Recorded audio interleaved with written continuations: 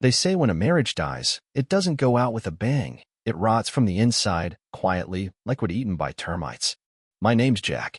I gave my wife, Lena, everything, a home, loyalty, 20 years of patience. She said she wanted freedom, and I gave it to her. But what she did with it, that's where the story turns. I didn't scream. I didn't beg. I just watched her slowly drown in the independence she swore she craved. And when I found the messages, her and a man named Derek, I realized I hadn't lost her. I'd been used. What happened next wasn't about revenge.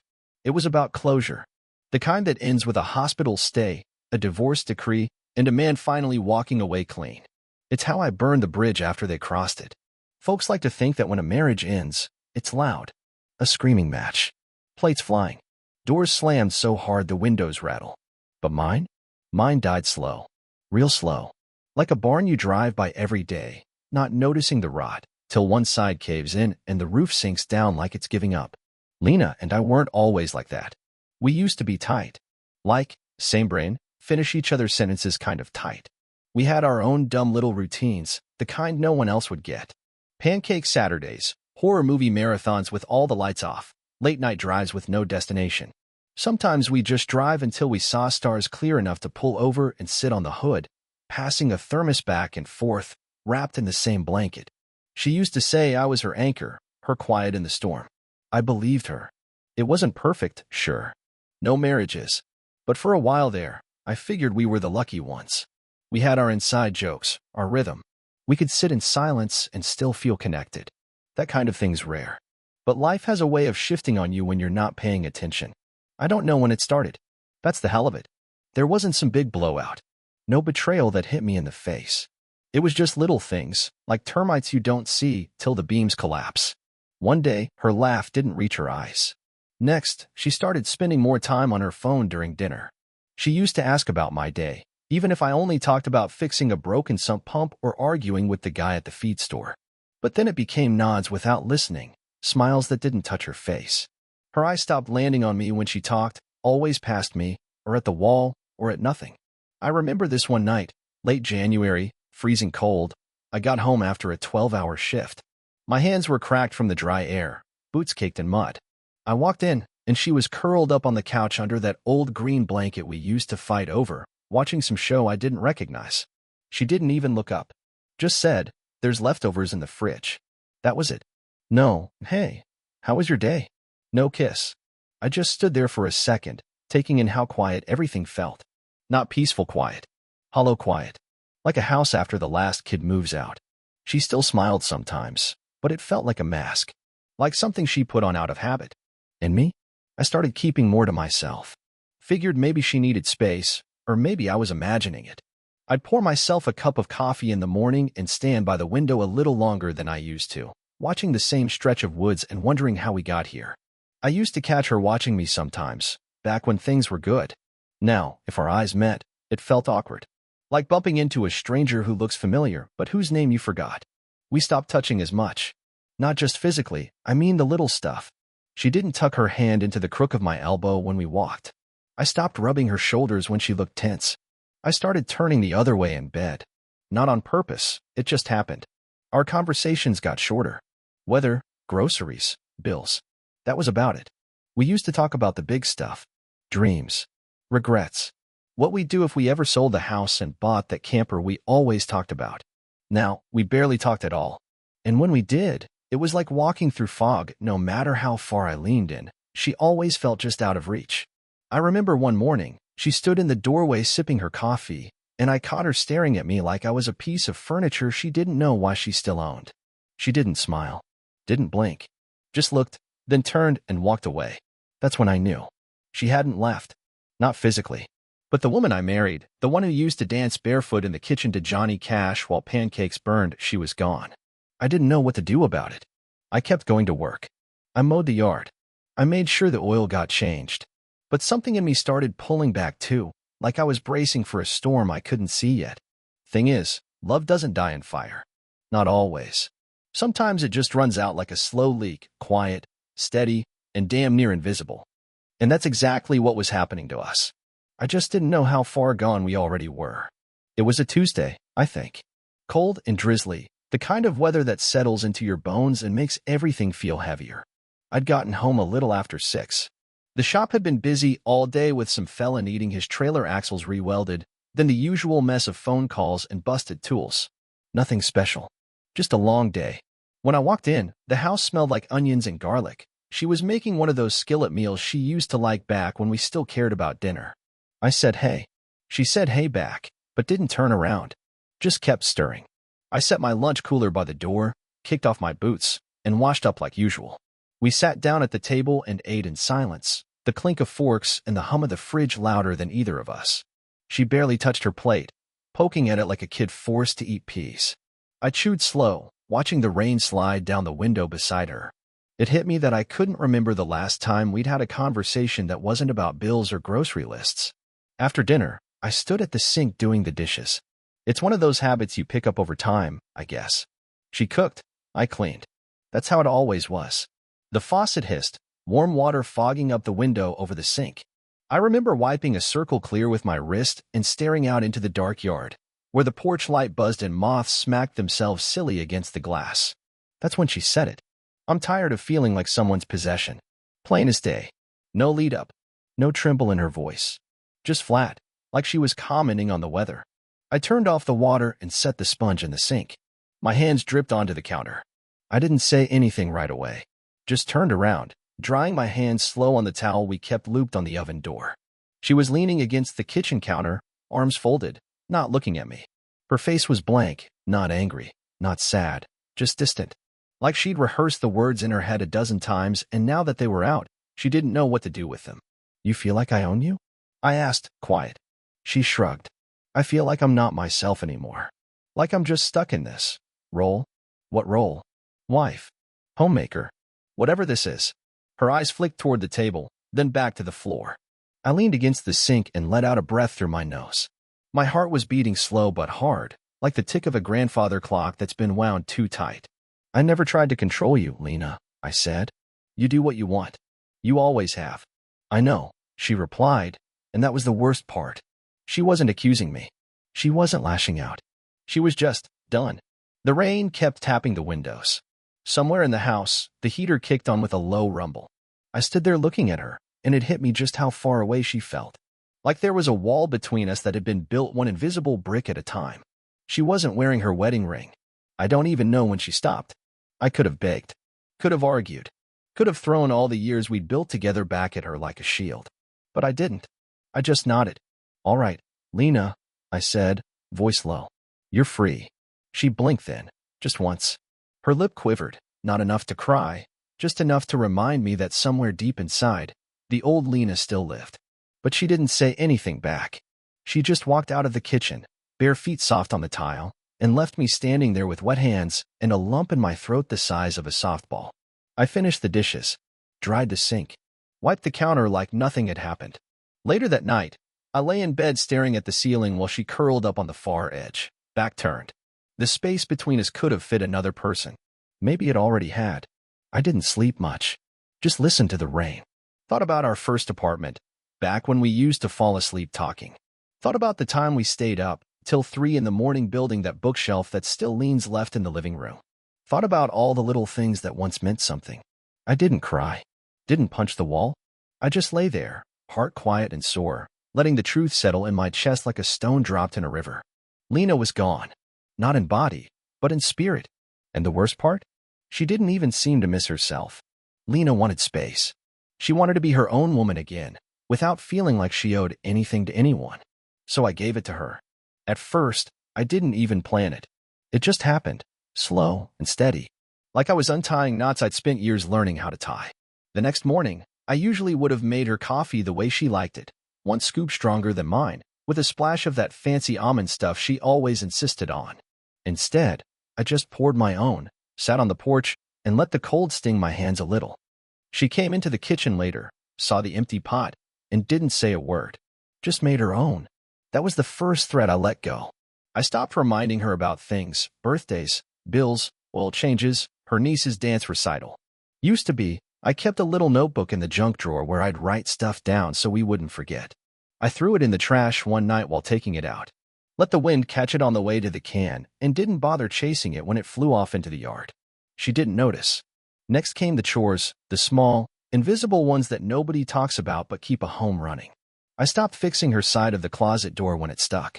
Didn't touch her car when it started squealing on right turns. Used to be, I'd crawl under it after work with a flashlight and a socket wrench. Now I just listen to it whine and rattle down the driveway. Not my problem anymore. Dinner? I made my own. Most nights, I'd throw something together. Grilled cheese, eggs, sometimes just a bowl of cereal. I used to cook for us both, even if she wasn't hungry. Chicken stew on cold nights, her mama's cornbread recipe with extra honey. I stopped. She noticed then, but didn't say anything. She'd come in, sniff the air like she expected something to be waiting, then open the fridge and sigh. Sometimes she'd order takeout. Sometimes she'd just eat crackers and cheese in front of the TV. I didn't stop being polite. I wasn't petty. I still held the door when we walked through it at the same time. I still let her have the warm blanket on the couch. I still moved her laundry from the washer to the dryer if she forgot. But I didn't fold it. Didn't set it on her side of the bed. Just left it in the basket. Little things. Silent things. Piece by piece, I started cutting the cords. I used to ask how her day was, not anymore. Used to sit beside her while she talked about the people at work or some podcast she liked. Now, I stayed in the garage longer. Tinkered with tools I didn't need. Sorted bolts, rearranged shelves. Just needed space. And I gave her hers. We still lived in the same house, but it felt like a motel. Two people passing each other in hallways, pretending not to notice. Her eyes didn't search mine anymore. Mine didn't wait for hers. She started forgetting things, not big things, just small stuff I'd always handled. Gas would run out in her car. She'd show up late because she didn't realize her alarm never went off. Once, she left the hose running in the yard overnight and killed half the lawn. I walked past the muddy puddle the next morning, and instead of fixing it like I always had, I just stepped around it. Didn't even mention it. It hurt. God, it hurt. But it was the kind of pain you learn to live with. The ache of letting go. I wasn't doing it to punish her. I was doing it because it wasn't my job anymore. She wanted to stand on her own 2 feet. So I stopped being the ground beneath her. I didn't stop loving her. That's what made it worse. I still remembered the sound of her laugh when we danced in the garage to old country music. Still remembered how she'd grab my hand under the table during dinner with her folks. Those memories didn't go away. They just stopped feeling real. Like old photographs left in the sun too long. I don't think she noticed how far I'd pulled back. Not at first. She was caught up in whatever she was looking for, freedom, maybe. Herself, maybe. I don't know. All I knew was that the man who used to hold up her world was stepping aside. Quietly. Completely. And for the first time in a long time, I didn't reach back when she drifted. I just let her go. At first, Lena acted like she'd been unshackled. That's the only word I can think of. Like something had been unlocked in her, and she was finally free to stretch her arms without bumping into me. The first couple weeks, she moved like she had helium in her bones. Laughing louder than she had in months, at nothing, really. Some joke on her phone. Some video from work. She started coming home later. Claimed she was running errands, meeting friends. Once or twice, she said she just needed air. And I didn't say a word. I didn't ask where she'd been or why she didn't answer her phone. That part of me was retired now. She started buying things. Not anything useful, not like a new coffee maker or a space heater for the garage. I mean nonsense. Colorful throw pillows, novelty mugs with phrases like, why not, shoes that came in boxes she left unopened for days. She bought a yoga mat even though I'd never seen her stretch once in her life, let alone exercise. It was like she was trying on personalities she'd seen in magazines, all of them shiny, none of them fitting quite right. Her side of the room started piling up with bags and receipts. The checkbook sat untouched in the drawer. Used to be, I kept an eye on the bank account, made sure things lined up, that bills didn't get missed, that the mortgage cleared without bouncing. I stopped that too. I figured if she wanted to live her life unassisted, the best thing I could do was let her actually feel what that meant. It didn't take long before the cracks started to show. First was the car. That same squeal I'd been hearing for weeks got worse, turned into a grind when she hit the brakes. She asked me once, offhand, "You hear that noise?" I said, "Yeah, I have." Then went back to what I was doing. She didn't ask again. Then the fridge went. It had been acting up for months, humming louder, freezing the milk, dripping from the bottom drawer. Used to be, I'd pull it out, cleaned the coils, reset the seals. This time, I just waited. One morning she opened the door, sniffed, and reeled back. "Why does it smell like fish?" she asked. I didn't answer. She ended up tossing out half a week's groceries and eating toast for dinner. I saw her trying to make sense of things, looking around like the house had turned against her. The grass got taller, the bathroom sink started dripping again, and the porch light burned out and stayed that way. One day I watched her trying to unscrew a sticky light bulb on the front step. She stood on her tiptoes in worn-out sneakers, struggling with both hands, until she gave up and walked inside. She wasn't used to seeing what I did, the quiet weight of upkeep. All those little chores that made life look smooth on the outside. Without them, the edges started to fray. She overdrew the joint account twice in 1 month. Once on a clothing order, once on a subscription to something she never used. I didn't transfer money to cover it. She fixed it eventually, but I could feel the tension start to grow. One morning, she stood at the window, arms folded, watching the garbage truck drive away. She hadn't put the bins out. I'd stopped doing it weeks earlier. They sat full, lids barely closed, flies buzzing. I didn't say anything, just sipped my coffee and watched her pretend she didn't care. It was strange, seeing her like that. She'd always carried herself like someone who had it all figured out. Confident, sharp, decisive. But when you strip away the safety net, when nobody's catching the dropped balls behind the curtain, you start to see the stumbles. I think what surprised her most wasn't the work, it was the loneliness. All those nights she stayed out late in the beginning, they slowed down. Her phone didn't buzz as often. The house got quieter again, but not the peaceful kind of quiet. The lonely kind, the kind that echoes. We still didn't talk much. She'd glance at me sometimes, like she was going to ask something, but then swallow it down. Pride, maybe, or just not knowing how. Funny thing is, independence sounds beautiful when you say it out loud. But when you're living it, really living it, without anyone covering your blind spots, it gets heavy. She wanted freedom. And freedom, well, it came with more weight than she expected. But she started to come to her senses. It started with pie. Pecan, the way I liked it. Homemade, not store-bought. Crust just flaky enough to hold together, with a tiny crack down the middle like she'd pulled it out too soon. It sat on the counter cooling when I got home from work. No note, no explanation. Just sitting there like an old memory she'd dusted off and set in the open. I stared at it for a good minute before even touching it. First thing I'd baked her, years ago, was the same pie. She said it tasted like home. We used to make them together in the fall, listening to Merle Haggard and arguing over whether to toast the pecans first. That pie on the counter wasn't just dessert. It was a message. Then came the other things. A folded-up blanket on the couch where she used to curl up without saying a word. A warm cup of coffee waiting on the kitchen table one morning, fixed exactly how I liked it.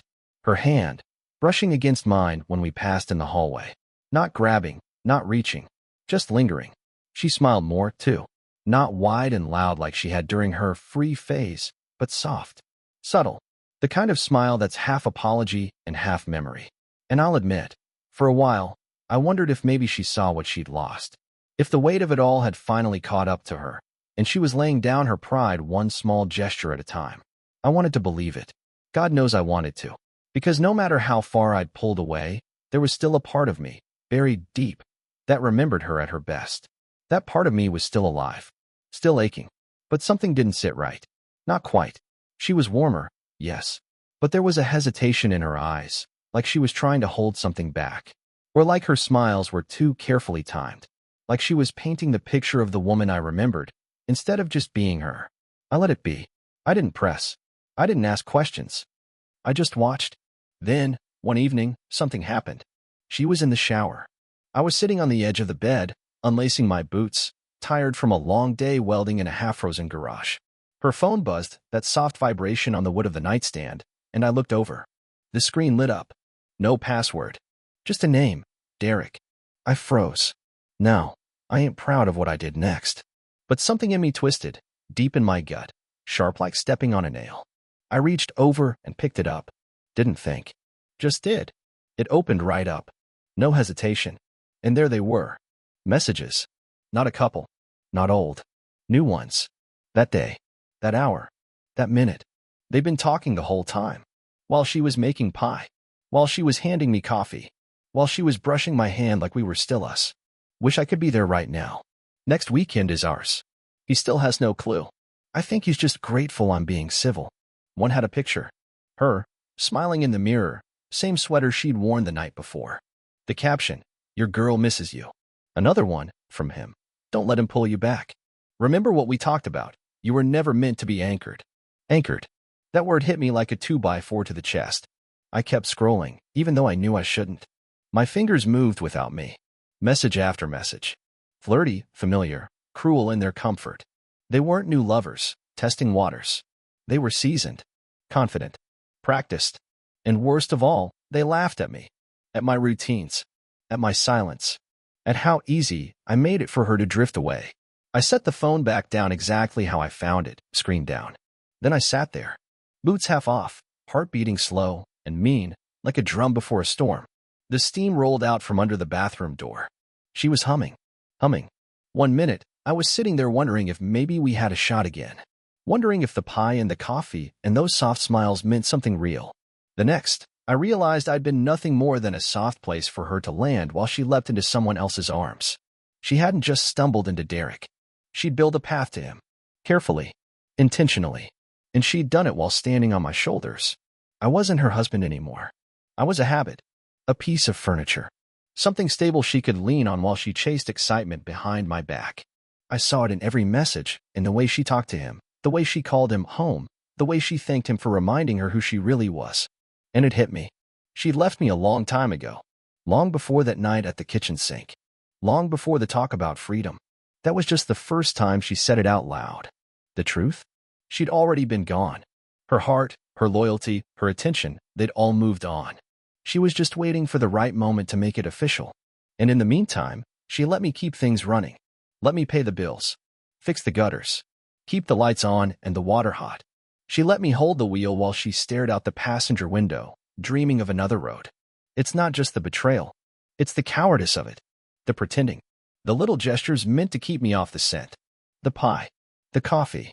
The occasional laugh at something I said. Just enough kindness to make me believe we weren't broken yet.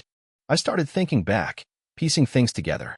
All the times she was out late, all the unexplained errands, all the tired excuses. I saw it now for what it was. She didn't trip and fall into another man's arms.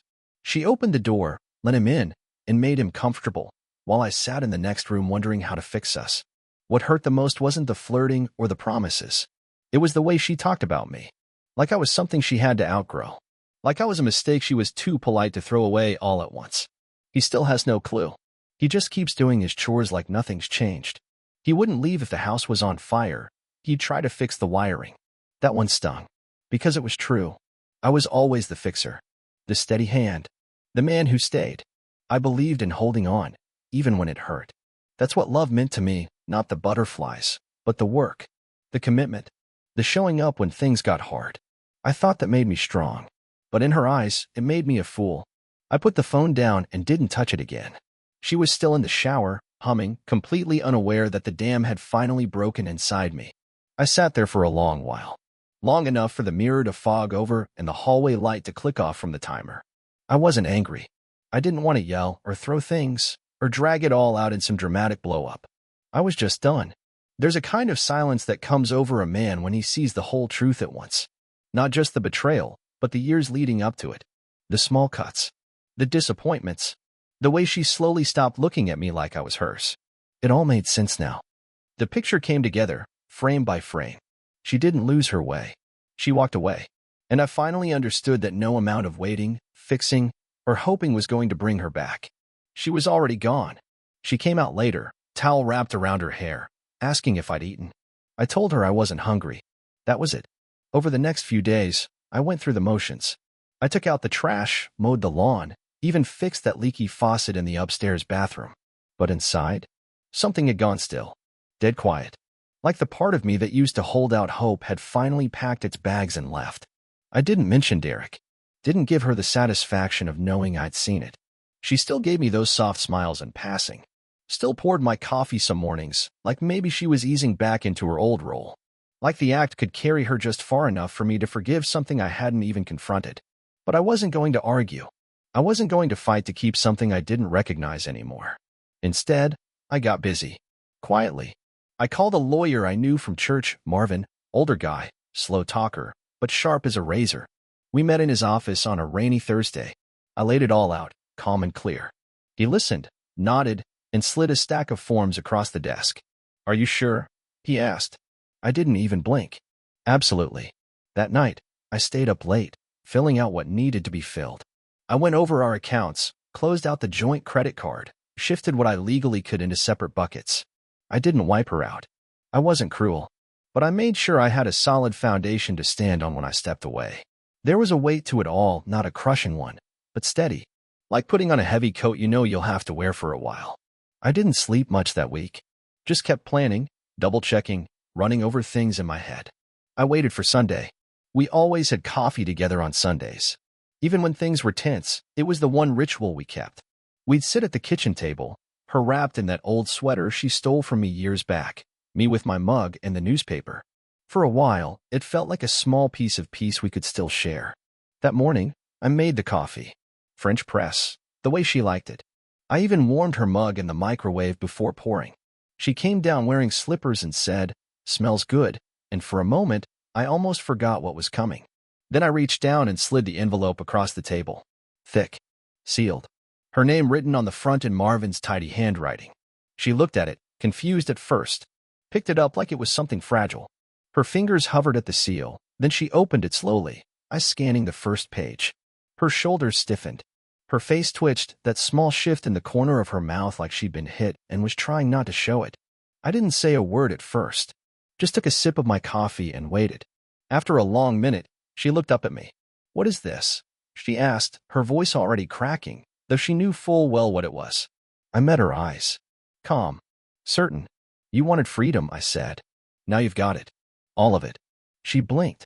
Stared at me like she couldn't quite register the moment. Then her face crumbled, not in anger, but in heartbreak. Like someone watching something slip through their fingers too late to catch. "I didn't mean, Jack. I didn't want this." I just nodded. "Maybe not. But you chose it." She started crying then. Real crying. Hands over her mouth, shoulders shaking, tears falling into her coffee. I'd seen her cry before, at movies, at funerals, when her sister got that cancer diagnosis. But never like this. Not broken. Not gutted. She begged. Whispered my name like it was a lifeline. Said she was sorry. Said it wasn't real with him.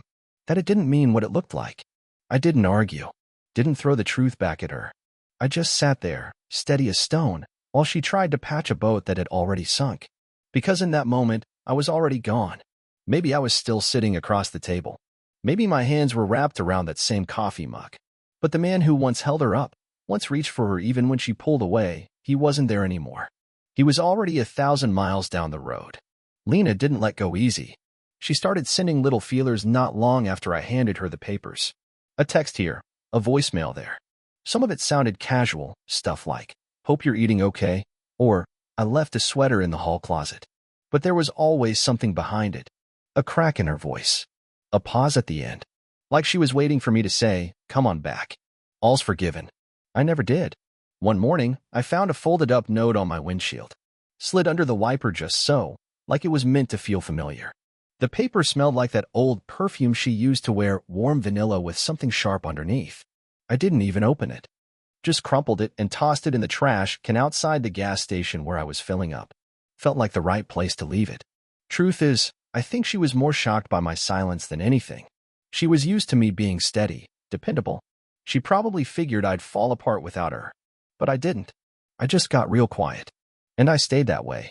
As for Derek, he didn't last. Word around town was he bailed less than a month after I walked. Lena stopped showing up at her favorite coffee shop with that extra-large grin. She stopped posting those filtered pictures of sunsets with vague captions like, "Sometimes the path is lonely, but it's still yours." Guess once the fun wore off and the bills came due, he realized there's a big difference between sharing secrets and sharing responsibilities. Life has a way of settling accounts. A few months after the papers were signed, I ran into him. I was walking out of the hardware store, had just picked up a new rake and some oil for the generator. Sun was high, air smelled like fresh-cut pine from the lumber aisle. And there he was, leaning against a little silver import with tinted windows and a dent in the back bumper. Same smug look I remembered from Lena's messages. Like the kind of man who thought everything he touched was an upgrade. He looked up, spotted me, and smiled, real cocky. Said something like, "Guess you figured out she was always too much for just one man." That's all he got out. Now, I ain't proud of what happened next, but I ain't sorry either. We had ourselves a talk. Not the kind with words. The kind where years of quiet get poured into a closed fist. He went down gasping, holding his side like he just realized he wasn't bulletproof after all. I stood over him and said, plain and even, "You ever come near her again, ever text her, call her, even think about her, next time, you'll be drinking through a straw." That was it. Cops got called, sure. Small town. Doesn't take much to draw a crowd. But when they showed up and saw it was me, saw who he was, they didn't rush to slap cuffs on anybody. They asked a few questions. Took a couple statements. One of them pulled me aside and said, "Jack, go home. I think this one's handled." And that was that. Derek spent a night in the hospital with a busted nose and 3 cracked ribs. I went home with clean hands and a clearer heart. As for the divorce, it ended clean. I kept the house. It was mine before Lena ever moved in, and the judge didn't argue. She walked away with her car, half the joint savings, and a bank account full of regret. I didn't fight her for every penny, just the things that mattered. The land, the workshop, the porch I built with my own 2 hands. Since then, I've been living simple. Got a little hunting dog named Duke, smart as a whip and loyal as the day is long. Follows me everywhere, tail always wagging, never once told a lie. I wake up when I want, brew my own coffee, sit on the porch and watch the fog burn off the field across the road. I even started seeing someone. Nothing flashy. Just a woman with kind eyes who listens more than she talks. She doesn't ask me to be anything I'm not. Doesn't flinch at silence. Doesn't make me feel like I'm behind in a race I didn't sign up for. Peace, it turns out, is a quiet thing. Not loud. Not dramatic. Just waking up without dread. Going to bed without noise in your chest. Laughing because you mean it. Standing still because you want to, not because you're stuck. I thought losing Lena would break me. Turns out, it set me free. And I swear on everything that matters, I haven't looked back once. Share your thoughts in the comments. What would you have done after reading those messages on the phone? If you liked the story, subscribe to the channel and give us a like.